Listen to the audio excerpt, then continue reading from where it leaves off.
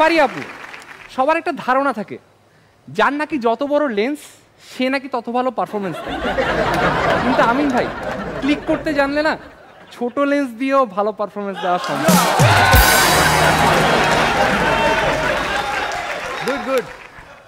আজকালকার বিয়েতে মানুষজন এত ছবি তুলে নিজের ফোন দিয়ে মাঝে মধ্যে ইচ্ছা হয় নিজের পেমেন্টের অর্ধেক তারই দিয়ে দিই।